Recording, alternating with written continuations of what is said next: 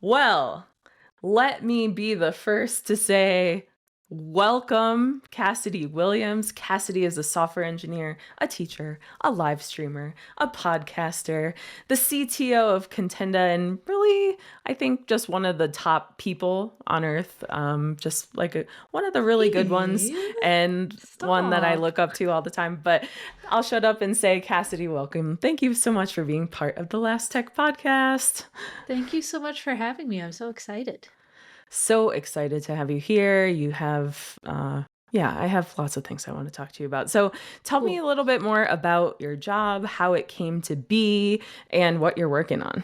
Yeah. Oh man, it's kind of a zany story. So I've been working with Contenda since it started in 2021, but I wasn't full time because I started as an advisor. But the whole company started because the CEO and my CEO and co-founder, she was a part of my Patreon group where I like help mock interview people and stuff. And Awesome. I was mailing stickers to people individually saying, "Hey, thank you for being a part of this, have a sticker." And she was like, "What if I built a platform to mail stickers to people?" And I was like, "I would use it because I'm tired of cramping sending out envelopes and stuff." And so she built this. It was awesome. She ended up helping one live streamer break a world record for the most number of subscribers with the platform. Super huge, but Whoa. stickers don't scale. And so they turned into a platform for helping creators create more. And this was before like the GPTs of the world exploded. And so we thought that we were super edgy and cool by saying like we use AI to help you transform like videos into blogs and stuff like that. And it worked great, but once the GPTs 3s and 4s and ChatGPT and stuff came out, we were just like, oh dang, anybody can do this. And like just the market got so crowded that we couldn't really compete as well.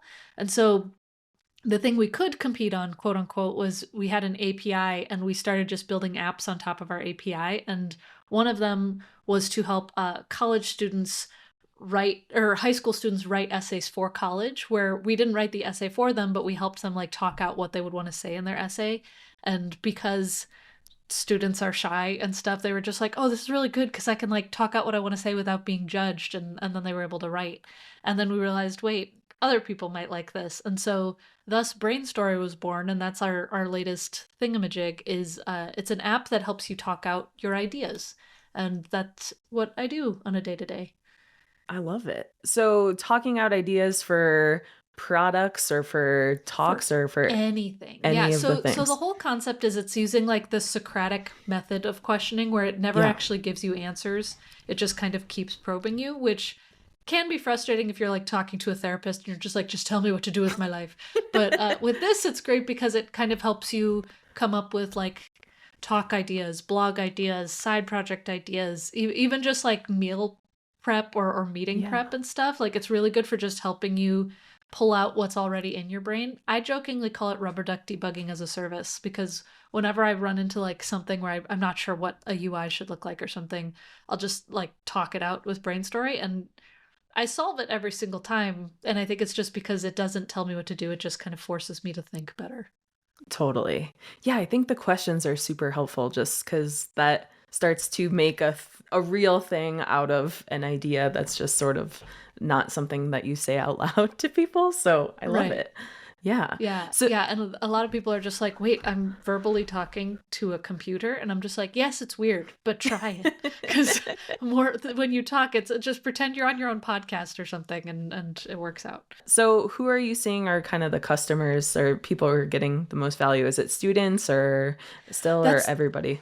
that's what's been interesting and has been a really good lesson in like figuring out a target audience because it's Yeah. worked for so many different types of people where like the people who seem to be getting the most value out of it are people who know nothing about tech who are just like AI is neat and they're like an actual therapist saying like I know I want to talk to this patient of mine but I'm not sure how I'm going to approach this tough conversation and then they talk out what they're going to say and then they go for it or a marketing person saying I know this is the general goal of my marketing plan but I don't know where I want to go with it and then they just Yeah. talk it out and come up with it. And so it's really just people who want to get more organized and untangle their brains a little bit and that's a lot of people. I think devs have the most interesting use cases because they're always either doing like some kind of interesting coding challenge or like planning a D&D campaign or something, but Totally. it's been cool to see the variety. Yeah. Yeah, I love that. I think it's so easy to get stuck on things too. And yeah, that's Right. very nice to have someone who's also not sick of you, who is a computer, because I ask Yes, the same exactly. few people in my life to help me with those things, but they're probably hitting a wall with that at this point. So, They're just like, my time's running out. yeah, but I've signed you up for this great product. Yeah, Yeah. BrainStory is all for you. So, you also, in addition to your work and being a great mom and all of these other things, you create a newsletter that I get every Sunday and it tells me a joke and I'm like, oh, she got me again. I love it. And then there's also always a good quote in it and that's always very thought provoking or interesting. So that's really cool too. And it has great links. So that's another huge thing that you do, and there's talks and workshops and all this stuff. And I know people always ask you the question like, how do you do all of these things that you do, because you are superhuman in that. And this kind of led you, I think, to creating that workshop, right? Process over goals. Tell me Yeah. what that is. Yeah, so I'm still thank you so much for helping me like shill all of my stuff. No, it's great. Yeah, but yeah, so I'm working on a workshop series called Process Over Goals to talk about more. I feel like a lot of productivity workshops are like, come up with a goal, see what you want, visualize it, you can make it happen. And there's not enough on how do you actually get there. Yeah. Because so many times, like for example, you mentioned my newsletter. Thank you again for shilling. Yeah. It's something that I've been doing, but I don't have a particular goal with it. But I have a process that has helped me keep it alive for, oh my gosh, almost 7 years now. Yeah. And that's just kind of uh, how I operate, is not having like some big mega goal that I'm going for. I kind of just have like, these are the things that I can work on, fit time for, and schedule out. And by developing processes, I think it helps me ship more rather than saying like, okay, I've done it and that's it. Like, All right. Computer shut. Yeah. yeah, yeah, exactly. And so anyway, the workshop that I'm working on is trying to help people figure out like what matters to them in the things that they work on day to day, and the projects that they take on and stuff, and how can you establish workflows for yourself to continue to ship and do things. Yeah, that's awesome. I think goal setting is sometimes not the best thing for me either because it feels very nebulous and like, how do I even make a goal? And I don't know. Yeah. I think it's more like, yeah, that ongoing thing. And you obviously have figured that out to an extremely high level. So, yeah. Yeah. Yeah, and granted, like I definitely need to improve my own processes, but as I've been writing this curriculum, I'm just like, oh, I should do this for myself. And it's been kind of fun to just like refine how I organize a day or a week or a month just by Yeah. I think being willing to be flexible and rework your processes to improve certain things, or say like, I don't need to work on this now to get something done. I feel like being willing to let certain things go and not fall into like the sunk cost fallacy is a big one too. Do you think there are some tools that you'd recommend for people as they keep Yeah. seeking Yeah. out this process? Yeah, and that's actually another thing I'm trying to work on with the workshop, is like gathering tools that are helpful or that can be helpful and stuff, because some of the tools that I use the most are ones where like they're super ugly that I made for myself, but they just like do one thing well and I can Yeah. just do it. And I've been like trying a various combination of things where like, for example, now that I've showed BrainStory, what I've been doing is each morning I go to BrainStory and say like, this is what I want to plan for the day. These are the things that I want to accomplish. Yeah. And it'll probe questions, be like, which of these things is the most important? Which of these things is like the most daunting? And as I plan it out, then I put it into another app called Suka, which is like a to-do list Pomodoro timer type Mhm. app. And when I put it in there, then like I have a very good plan for my day, and then I can like plan out when my breaks will be, when my meetings will be, and things like that. And that's been particularly helpful for me lately. Yeah. And yeah, I think once again, being willing to kind of rework what you do day to day is probably the best thing, because I feel like a lot of times when people plan something and then it doesn't go well, they give up fully instead of being just like, I just have to rework it. Totally. And when I'm you one of those lose the people. day, you lose the whole week and you can't really Yeah. start anything. It's there. Yeah. All that Right. You're sort just of like, stuff well, that this I didn't work. make up. I guess I'm never doing this again. Yeah, I guess I don't work anymore. It's cool. That's amazing. Yeah. Do you have any like end of the day process things that you do if you start your day with BrainStory? Like I should. I should too. I I'm like definitely begging you for help. This is a cry for help. Refill my water bottle. um, actually, one real one is I'm actually trying to walk Oh at the yeah. end of the day, and that has been, man, I'm such a lazy bum, and so I like kind of I'm begrudgingly saying walking works because so many points in my life I was just like I just want to be a potato and play a video game or something, but getting out of the house and just having like some mind clearing things where I don't look at my phone during it and try to just like walk and look around and stuff has been kind of a game changer. And I'm a walker now. I didn't expect that. I love that. That is very annoying to learn that walking helps and That eating exercise and healthy things that living. aren't total Ugh, trash helps and things like yeah. that. So, yeah, troubling, but good to know. You're just like, dang it. I mean, I guess. Yeah. That's Yeah, I that's feel like that's what I'm dealing with. I feel like that too for someone who works remotely is kind of like a Yeah. ending ceremony for your day. So, It's true, yeah. because otherwise you're just like, I have my laptop, I could keep doing Yeah. something, and then you end up never having fun. Um, That's a dark and true thought. Yeah. That's so funny. Um, I love that. So let's talk a little bit about your speaking that you do, which is oh, always sure. the best part of any conference that I go to is watching anything like that. And I think, so how do you come up with the things that you want to talk about to start? And then I have lots of questions. Oh man. Well, and also, first of all, right back at you. I was actually just thinking the other day about your talk at the Women of React conference like 4 years ago.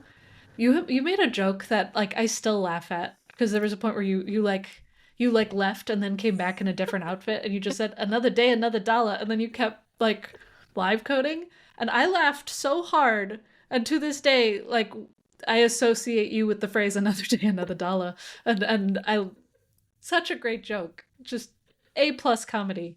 Well, Um, number one, thank you. And also, Rachel Neighbors always tells me that I really upset them about that because they thought that I just like left left and mid talk. my screen was broken or I just bailed out mid talk. So, yeah, I think about that a lot too as something that maybe caused more harm than good, but I still think it's really funny too. No, it was so funny. Well, because I was emceeing a conference and I remember being just like, did you just leave? What's happening? And then when you came back in a new outfit saying that, I was just like, this is the best thing I've ever seen. I laughed so hard. So Yeah. don't listen to the stress. It was spectacular. Various grades of, yeah, Yeah. upset emotions, I happy feel like that's a emotions. good sign of a good joke. Like some people laugh hysterically and some are deeply upset. That's Some, great. yeah, great, perfect. Yeah.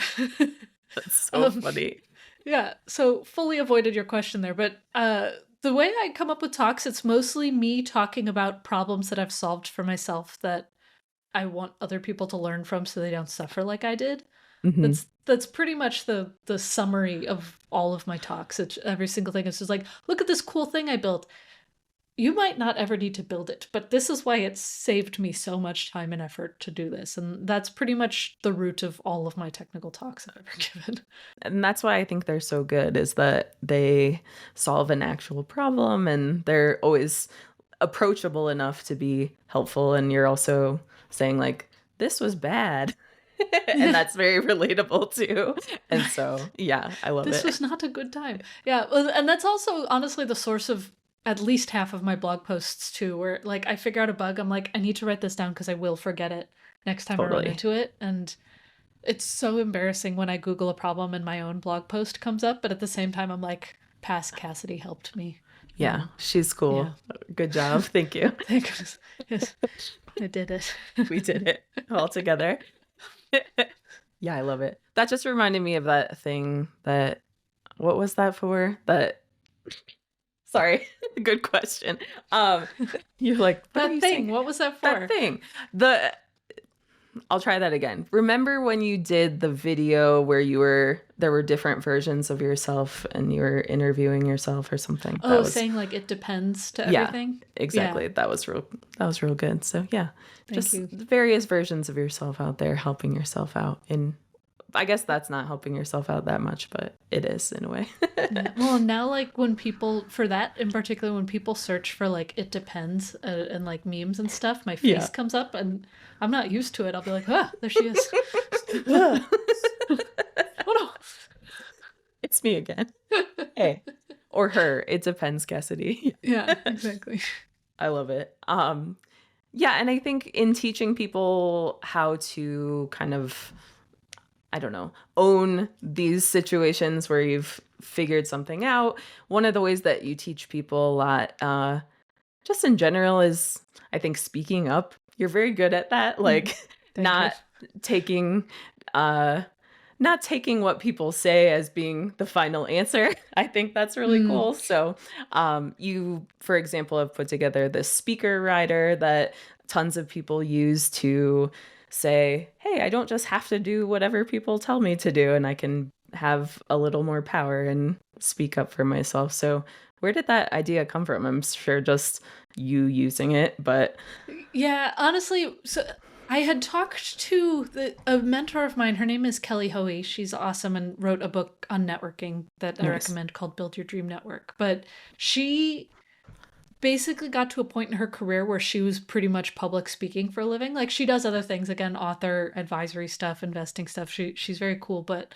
I remember talking to her about just talks in general and how she had such a wild speaker fee that now that I think about it, it's probably not that much. But at the time, I was like, maybe this conference will give me $100 to speak. And I Yeah. also have to travel there and pay for my hotel. Like all these things were like, at the time, I was like, naturally, of course. And now I'm just like, someone should pay you to do this service. Yeah. Anyway, I think she kind of opened my mind to the possibility of asking to get paid. And Totally.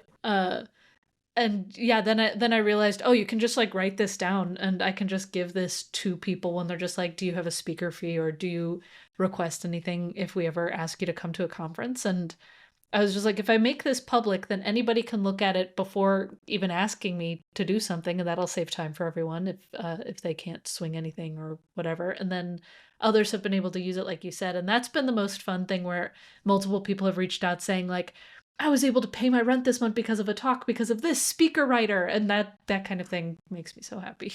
I love it. That's so nice. And I think, yeah, that's very much, I feel like just asking for stuff often yields results in ways that we Yeah. don't expect. So, Well, and there's so many things where like the worst thing they can say is no. Like totally. it's scary to ask sometimes, but if you remember just the worst thing it can say is no or something, chances are they're not going to be like, "How dare you? Shame on your family. I'm telling everybody that you negotiated for this job offer," or something. Like Yeah. that's not going to happen. And so yeah. Anyway, I think that it's important to continue to ask for those things and be very clear about it in any situation, whether it's to get paid more at work or paid more to do something in public, because companies have money.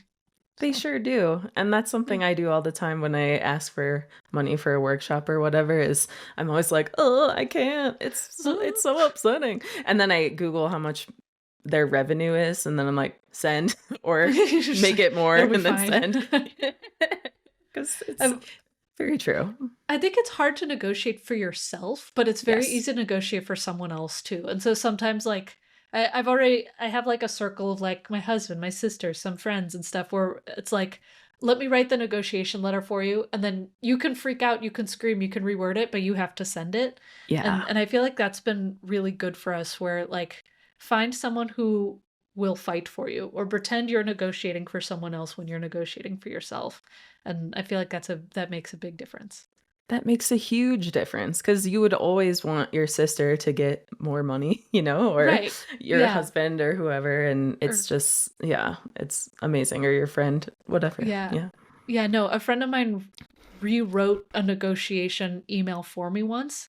And then like my husband looked at it, he's like, "Oh, and all of this," and they made it so. And these were both boys writing it, and I do feel like Sure. there's a factor of men are willing to ask that because of society. Anyway, Yeah. as they were writing it, I was like, "This is just rude. Why would you do this?" And like, I got paid this offer like almost doubled. And I Yeah. would never have expected it, but it's because they were willing to do that for me. And so, anyway, I feel like that's something that people need to talk about money more in general, and also people just need to be willing to negotiate more.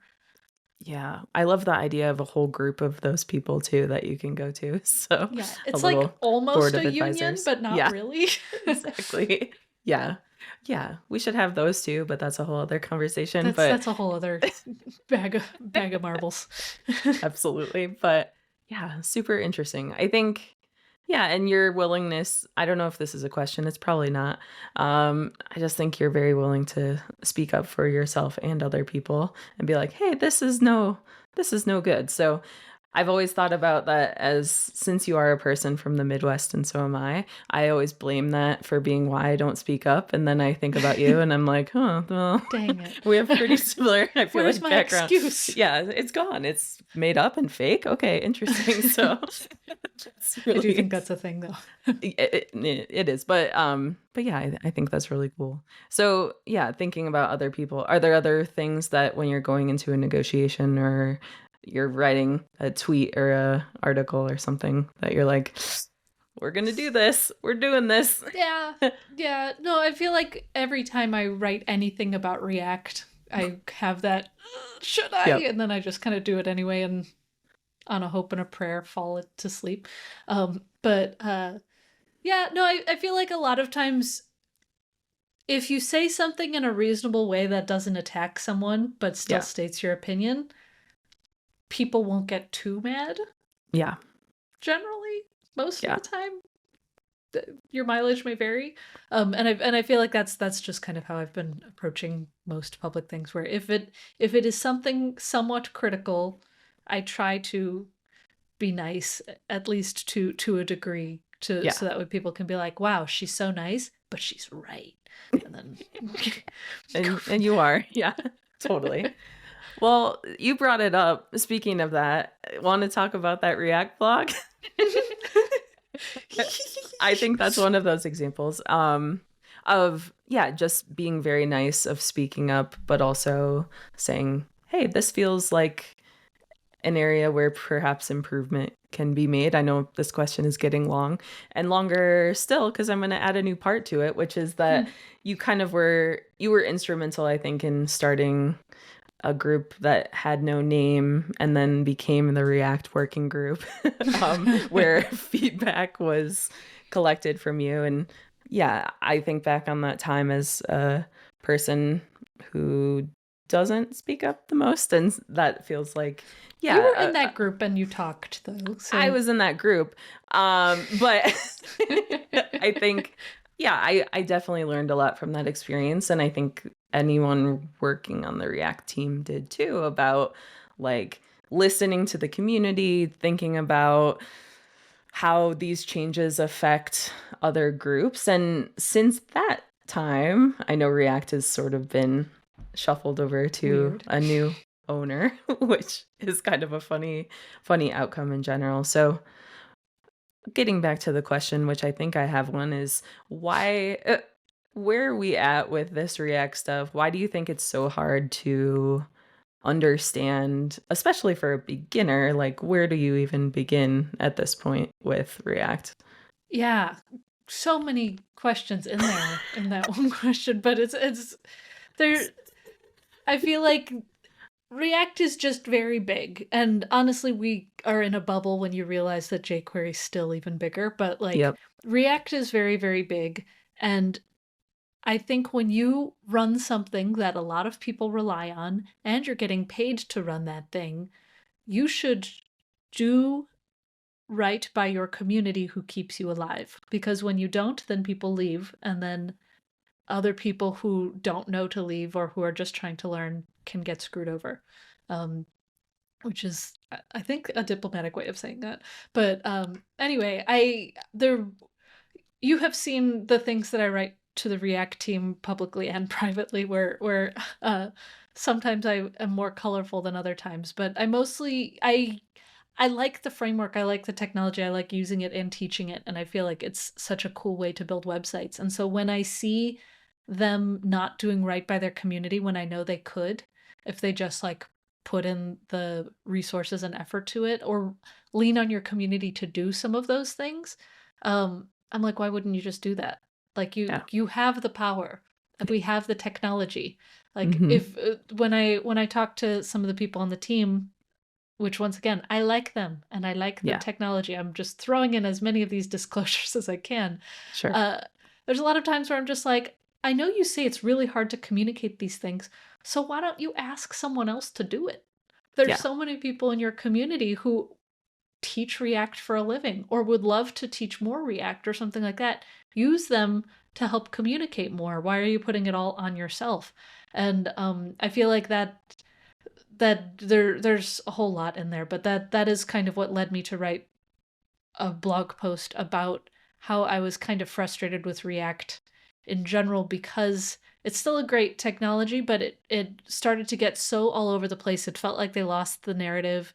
Plus, the documentation took so long. The new documentation took so long to write that it's not even the first search result when you Google React right now. Yeah. That like there's so many layers to it of not putting the investment in the communication, but putting all the investment into like make cool tech specifically around certain frameworks and stuff. And cool tech is cool, but if you can't talk about it, then what's the point? Yeah. And I think you're seeing how people reacted to that means that Pun. you're not the only person who feels that Yeah. way. So Luckily that it had a generally good response. My DMs were a trash fire for quite a while after okay. that post. I But bet. and yeah, like my analytics for my blog, I kept getting emails being just like, you're over your limit. And I'm just like, people don't read my blog. It's just this one post right now. Um it was a time, but once again I feel like some people were kind of saying it, but people weren't really saying it loudly. And I, once again, like, I started to think instead of the worst thing they could say is no, the worst thing they could say is we disagree, or Yeah. they just improve something. Yeah. Like, I'm not gonna get canceled for saying this has been frustrating for me. When it One would has. hope. Yeah. Yeah. And so yeah, that was kind of the thought process behind all of that. Yeah. Well, trash fire aside, I'm glad you did that. And I think Thank that, you. yeah, I feel like it really serves the people who are newer to React coming in, and also serves the community better in general to have just good resources, a nice on ramp, an easy path of actually using it. So, yeah. And as you said, we are totally in a bubble where we assume everyone is hitting a wall and they have to server Right. render everything. And like, Yeah, oh I my don't know. gosh. It feels like we're in a very weird inflection point in web dev right now, where I feel like there was a point where everybody was just like, things should be mostly static, things should be an SPA or a single page application, things should be server rendered. That's kind of where we're at now, but now it's like going away from that. And Yeah. we're in this weird vibe of it's just being so complicated. Yeah. You build a website. You don't always have to care about who's serving who in most cases, honestly. Just make it work. You can Totally. you can over engineer it later when you need to. Which is probably a controversial take, but whatever. I think that's a funny t-shirt. You can over engineer it later, but yeah, I think yeah, you're so right, and it's a tricky education thing that I know you know about too, Yeah. where yeah, we're trying to ideally get people in the door to be part of the community. So I don't Right. know.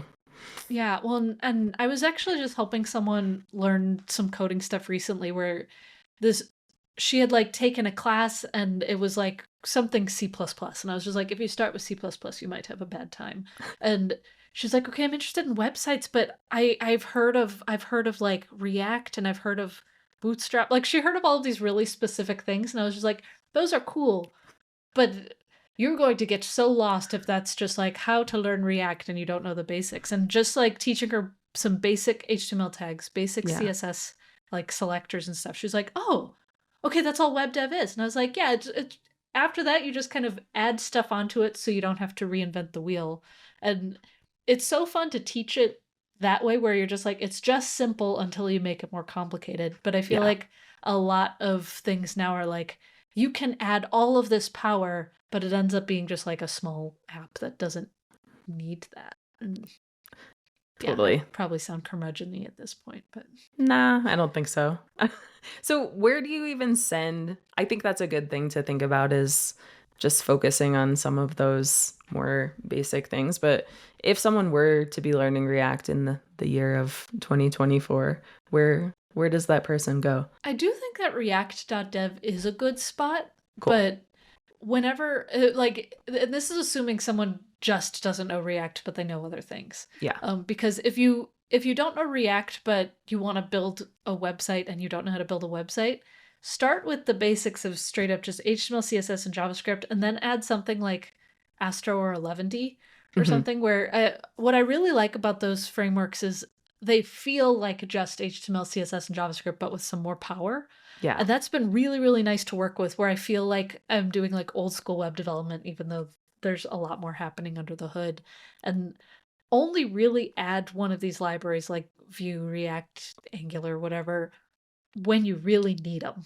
Because Yeah. sometimes you probably don't need them at all. Like, it's cool to have, and you can build really complex stuff, and I still reach for it whenever I want to build something remotely complex, but it's kind of nice to just build things quote unquote close to the metal and learn that way, because then you can kind of see how the browser understands things better. And I feel like that's better for at least my mental model of learning. But then beyond that, yeah, if someone's learning React, I guess React.dev and Free Code Camp is always good too, front end masters. Yeah. Moon Highway. Cutting that out. Mm. I think I think that, yeah, the HTML and CSS things that people are so far away from is a really great place to begin. So Yeah. close to the metal. I like that phrase. Yeah. Yeah. It feels like a hardcore phrase, but it's really just like, use the platform. use the stuff that's easier to debug. Yeah. I love it. So let's talk about something that is a story in a way, because I think of myself as being someone who is like sort of smart, but then I discovered this game called Jumblie. And I thought, this game is so fun. And sometimes I just am so bad at this game that it is troubling. So I've been studying it. I've been going and playing every day. I feel like I'm getting better, but it still sometimes really plagues me. But oh man, this is a fun one. So if people haven't played this amazing game Jumblie before, how did this come to be? What is it? How do you play it? How did you think of this idea? It's the coolest. All these things. And so I first started it because Jason Lengsdorf, you can check out his website at learnwithjason.dev. he started this series of 4 devs, 1 app idea. And he said, Cassidy, can you in a week build an app that uses a leaderboard? And I was like, sure. And then I was like, what if I over-engineered it? Even though I just said don't over-engineer. You can always over-engineer it later. Yeah, I definitely over-engineered it from the start. So actually, I was just like, okay, I want to build a game. I want to build a word game because I'm really into like connections and New York Times games right now. Yeah. And so I actually went to BrainStory and I just said, I want to make a word game, but I don't know what. And I truly just talked it out in BrainStory for like a half hour, and thus Jumblie was born. And so once I had a plan for like what I wanted the game to look like, at first it was even harder than it is now. It was obscenely hard at first because I just did 4 words in English. And that was it. There was no theme, just any 4 words. And I just scraped a bunch of dictionaries and like made a gigantic library of 4 random words that you would have to pick from every day and find in a pile of words. And so for those who don't know Jumblie, there's 4 words hidden in a pile of letters, and you have to find all 4 words. Each letter is used once. The end. But English is a big language, and so at first the game was truly impossible.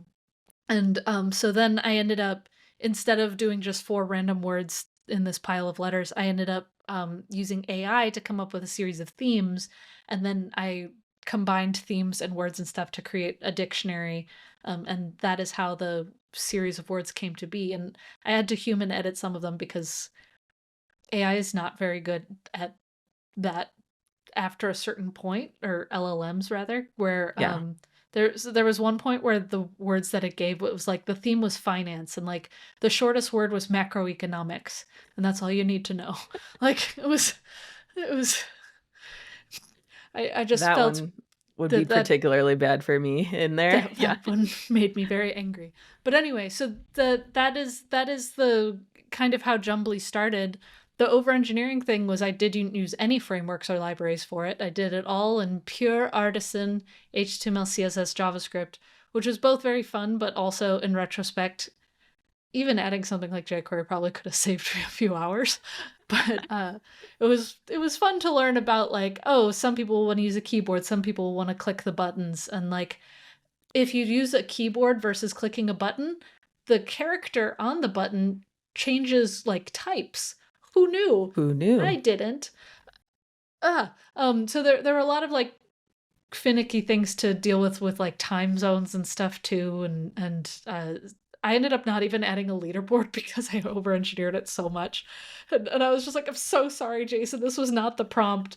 So I made like a little baby leaderboard of your fastest times just with like local storage and stuff. And so anyway, that is how Jumblie started. And now like you can suggest puzzles at the bottom of the page, so I don't have to keep using AI to source puzzles, and I add them occasionally. My latest theme I added was cow, so watch out. There's going to be some words related to cows. Great. Yeah. Love everything about that. But yeah, it was kind of just a fun thing, and now it's like a project I maintain, which I didn't fully expect. I kind of thought of it as a hackathon, and now it's a fun game. I love it. And I'm ready for the 8-figure sales deal that you do with the New York Times. Oh, wouldn't that be nice? I'm waiting for it. I think give it a month or 2 more, and I feel like that's brewing, don't you think? You know that whole like visualize what you want thing that I bashed earlier? Yeah. That would be whew. There's a time and place for everything. And really just I'm a hypocrite throughout this whole thing. Absolutely not. But yeah, I love that idea. I love the idea of that being yeah. That would be so nice. We'll see. Yeah. NYT, call me. And yeah. We'll put some graphics on that. For sale. For sale. Sell out right here. I don't think yours. What Wordle? I don't think that guy is a sellout, right? That's true. Yeah, no, I don't think it's a sell.